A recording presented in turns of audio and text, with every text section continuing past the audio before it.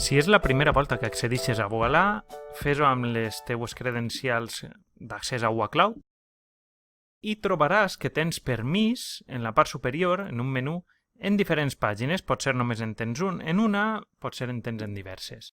Ací a l'esquerra veuràs l'arbre de continguts de les pàgines que tens en cada pàgina.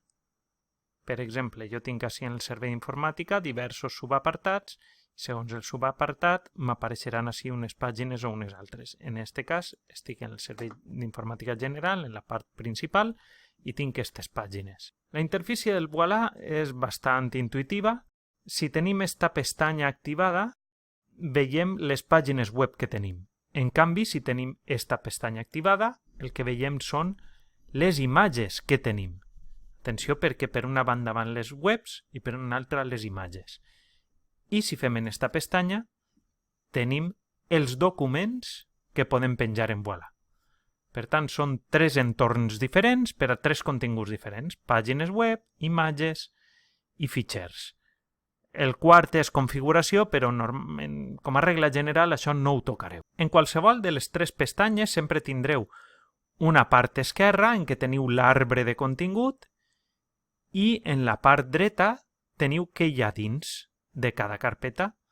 És igual que un explorador de Windows. Si jo entre a l'apartat de web, doncs tindré una subcarpeta.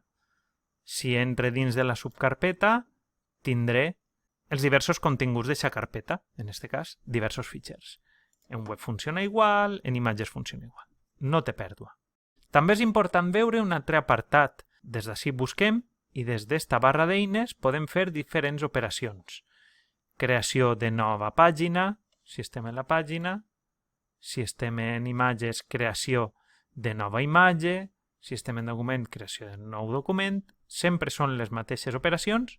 Cada contingut depèn de la pestanya en què estiguem. I és creació de nou document, pàgina o imatge, creació de nova carpeta, edició del nom, és a dir, canvi de nom que hem de fer. Després ja podem passar a esta part que és copiar, tallar i apegar, i esta que és eliminar. I esta és visitar els elements que hem eliminat. Amb la qual cosa, si jo, per exemple, tinc ací dins una pàgina web i vull duplicar-la per a fer una petita modificació o per a reutilitzar la plantilla que he fet servir en aquesta pàgina web, doncs és tan senzill com fer clic ací, vindre ací, copia, m'indica que còpia correcta, apegue i li puc dir que duplique. I em duplica una nova pàgina web que és diferent. L'agafe i l'elimine. És molt senzill, sempre em demana confirmació. En l'espai de treball, que és esta caixa d'ací, la caixa central, ja podrem manipular les webs, o els arxius, o les imatges, etc.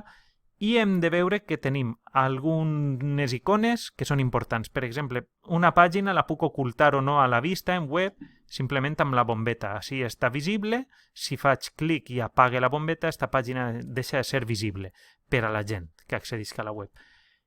La resta de símbols no vos interessen, però este sí, este és el que ens permet editar la pàgina web. Si jo faig clic ja vaig directament a l'entorn d'edició.